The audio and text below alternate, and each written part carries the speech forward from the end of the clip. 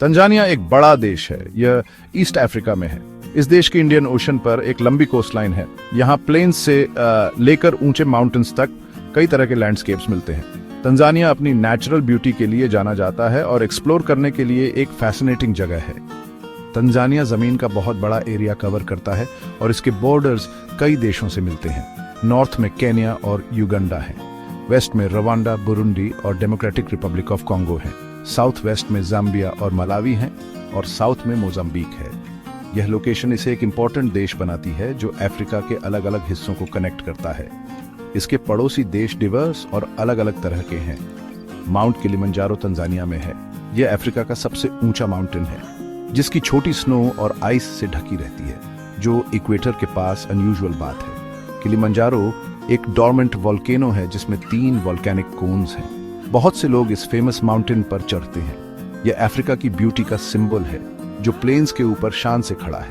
Great rift valley Tanzania से होकर गुजरती है जिससे बड़ी लेक्स बनती हैं।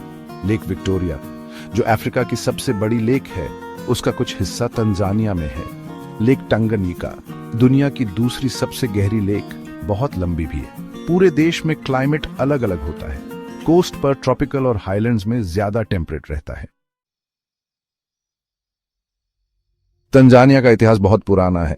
यहाँ इंसान लाखों सालों से रहते आए हैं। ओल्डुवाई गोर्ज एक फेमस साइट है जहाँ शुरुआती इंसानों के फॉसिल्स मिले थे।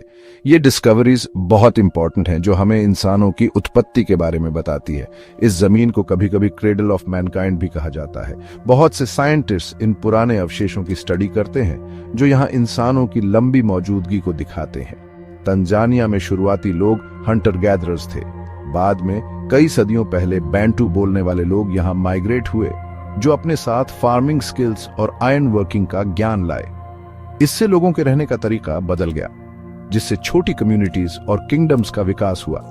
इन ग्रुप्स ने अलग अलग एनवायरनमेंट्स के हिसाब से ढलते हुए अपनी खुद की कल्चर्स डेवलप की। तंजानिया का कोस्ट ट्रेड के लिए इंपॉर्टेंट था। अरब्स, पर्शियंस और इंडियंस इंडियन ओशन पार करके ट्रेड करने आते थे। ये ट्रेड 1000 साल से भी पहले शुरू हुआ था। कोस्ट पर स्वाहिली कल्चर डेवलप हुई जिसमें अफ्रीकन, अरब और दूसरे इन्फ्लुएंसेस का मिक्स था। किल्वा जैसे ट्रेडिंग टाउन्स अमीर बन गए जो गोल्ड, आइवरी और स्पाइसेस का ट्रेड करते थे, जिससे एक यूनिक कोस्टल सोसाइटी बनी। 1800 के आखिर में यूरोपियंस आए। जर्मनी ने मेनलैंड तंजानिया पर कब्जा कर लिया और उसे जर्मन ईस्ट अफ्रीका कहा। वर्ल्ड वॉर 1 के बाद ब्रिटेन ने कंट्रोल ले लिया और तब मेनलैंड को टांगन्यिका कहा जाने लगा। ज़ांज़िबार जो पास के आइलैंड्स हैं, ब्रिटिश प्रोटेक्शन के तहत एक अलग सल्तनत थी। तंगन्यिका को 1961 में इंडिपेंडेंस मिली और ज़ांज़िबार 1963 में इंडिपेंडेंट हुआ। 1964 में वे मिलकर तंजानिया बने। तंजानिया में कई अलग अलग तरह के लोग रहते हैं। यहाँ 120 से ज्यादा एथनिक ग्रुप्स हैं। हर ग्रुप की अपनी ट्रेडिशंस और लैंग्वेजेस हैं। इतनी डाइवर्सिटी के बावजूद यहाँ नेशनल यूनिटी है और लोग खुद को टैंजानियंस मानते हैं। यह कल्चरल रिचनेस एक नेशनल ट्रेजर है जो देश को बहुत वाइब्रेंट बनाती है। मासाई एक जाना माना ग्रुप है। स्वाहिली तंजानिया की नेशनल लैंग्वेज है जिसे ज्यादातर टंजानियंस बोलते हैं। यह लैंग्वेज देश को एक करने में मदद करती है और स्कूल्स और गवर्नमेंट में इस्तेमाल होती है। इंग्लिश भी एक ऑफिशियल लैंग्वेज है जो हायर एजुकेशन और बिजनेस में इस्तेमाल होती है। बहुत से लोग अपनी लोकल एथनिक लैंग्वेजेस भी बोलते हैं और यह लिंग्विस्टिक डिवर्सिटी आम बात है। स्वाहिली की शुरुआत ईस्ट अफ्रीकन कोस्ट पर हुई थी।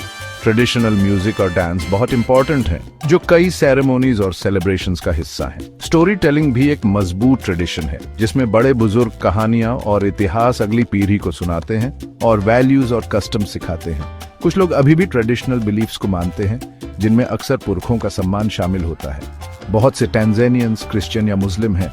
आर्ट और क्राफ्ट कल्चर का एक बड़ा हिस्सा है। मकोंडे कार्विंग्स अपने बारीक डिजाइन्स के लिए दुनिया भर में फेमस हैं। टिंगा टिंगा पेंटिंग्स कलरफुल और पॉपुलर हैं जिनमें जानवरों और रोजमर्रा की लाइफ के सीन्स दिखाए जाते हैं। कम्युनिटी लाइफ भी बहुत इंपॉर्टेंट है जिसमें फैमिलीज और गांव मिलकर काम करते हैं। हॉस्पिटैलिटी एक की वैल्यू है और लोग आमतौर पर विजिटर्स का स्वागत करते हैं। तंजानिया का पॉलिटिकल सिस्टम स्टेबल है। यह एक यूनिटरी रिपब्लिक है जिसमें एक प्रेसिडेंट और एक पार्लियामेंट है। देश में कई सालों से शांति रही है जो ईस्ट अफ्रीकन रीजन में एक खास बात है। रेगुलर इलेक्शंस होते हैं और गवर्नमेंट देश को डेवलप करने के लिए काम करती है। यह स्टेबिलिटी, ग्रोथ और टूरिज्म को सपोर्ट करती है, जिससे देश को प्रोग्रेस करने में मदद मिलती है। डोडोमा ऑफिशियल कैपिटल सिटी है, जहां पार्लियामेंट की बैठकें होती हैं और कई गवर्नमेंट ऑफिसेज भी वहीं हैं। लेकिन दार एस सलाम सबसे बड़ा शहर और मेन इकोनॉमिक सेंटर है। ये इंडियन ओशन पर एक मेजर पोर्ट है, एक बिजी और वाइब्रेंट शहर जहां कई बिजनेसेस चलते हैं। तंजानिया एक बहुत पॉपुलर टूरिस्ट डेस्टिनेशन है जो अपनी वाइल्ड लाइफ सफारीज के लिए फेमस है। बहुत से लोग इसके नेशनल पार्क्स घूमने आते हैं। सेरेंगेटी नेशनल पार्क दुनिया भर में मशहूर है, जहां ग्रेट वाइल्ड बीस्ट माइग्रेशन होता है। एनगोरोंगोरो क्रेटर एक और की अट्रैक्शन है, एक बड़ा वॉल्केनिक कैल्डेरा जो तरह तरह के वाइल्ड लाइफ से भरा है। ये पार्क्स कई एनिमल स्पीसीज को प्रोटेक्ट करते हैं। दूसरी अट्रैक्शंस भी विजिटर्स को खींचती हैं। ज़ांज़िबार में खूबसूरत व्हाइट सैंड बीचेस और साफ पानी मिलता है, जो डाइविंग के लिए अच्छा है। ज़ांज़िबार का स्टोन टाउन एक यूनेस्को वर्ल्ड हेरिटेज साइट है, जिसका इतिहास बहुत समृद्ध है और आर्किटेक्चर भी यूनिक है। स्नॉर्कलिंग के लिए मरीन पार्क्स भी हैं। तंजानिया के नेचुरल वंडर्स कमाल के हैं और इसकी कल्चरल हेरिटेज भी बहुत अपीलिंग है। ये सच में अफ्रीका का एक नगीना है।